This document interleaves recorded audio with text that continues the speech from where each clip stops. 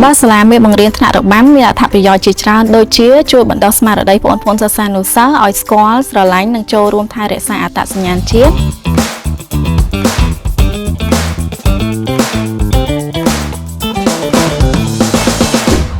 ជំរាបសួរនាងខ្ញុំឈ្មោះធនវតីជាគ្រូបង្រៀនថ្នាក់សិល្បៈនៅសាលាបញ្ញាសាស្ត្រអន្តរជាតិទាំង5សាខាសាខាទូទំពូងសាខាតូកកសាខាឫស្សីកែវសាខាច្បារអំពៅនិងសាខាផ្លូវជាតិលេខ3សម្រាប់ខ្ញុំជាគ្រូបង្រៀនរបាំការរៀនរបាំមានអត្ថប្រយោជន៍ជាច្រើនដូចជាជួយបង្កើនការច្នៃប្រឌិតព្រមទាំងបានសិក្សាស្វែងយល់ពីវប្បធម៌ប្រពៃណីតាមរយៈការរៀនពីក្បាច់ផ្សេងៗនៃរបាំផងដែររបាំខ្មែរមាន3ប្រភេទដែលឡែកនៅសាលាបញ្ញាសាស្ត្រអន្តរជាតិក៏មានបង្រៀនទៅលើរបាំបុរាណរបាំប្រពៃណីនិងរបាំប្រជាប្រិយបាសាលាមេបង្រៀនថ្នាក់របាំមានអត្ថប្រយោជន៍ជាច្រើនដូចជាជួយបណ្ដុះស្មារតីបងប្អូនសិស្សានុសិស្សឲ្យស្គាល់ស្រឡាញ់និងចូលរួមថែរក្សាអត្តសញ្ញាណជាតិព្រមទាំងឲ្យពួកគាត់បានរៀនពីរបាំនិងជួយឲ្យពួកគាត់មានការអត់ធ្មត់មានវិន័យនិងជួយវឹកហាត់ខួរក្បាលឲ្យមានការចងចាំហើយធ្វើឲ្យរាងកាយរឹងមាំមានភាពទន់ភ្លន់និងស្វាហាប់ជាពិសេសធ្វើឲ្យបងប្អូនមានភាពក្លាហានក្នុងការបញ្ចេញសមត្ថភាពនិងការសម្ដែងជាសាធារណៈជាចុងក្រោយនាងខ្ញុំសូមលើកទឹកចិត្តដល់បងប្អូនសិស្សានុសិស្សទាំងអស់គ្នាត្រូវខិតខំសិក្សារៀនសូត្រ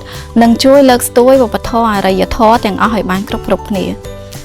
សូមអរគុណ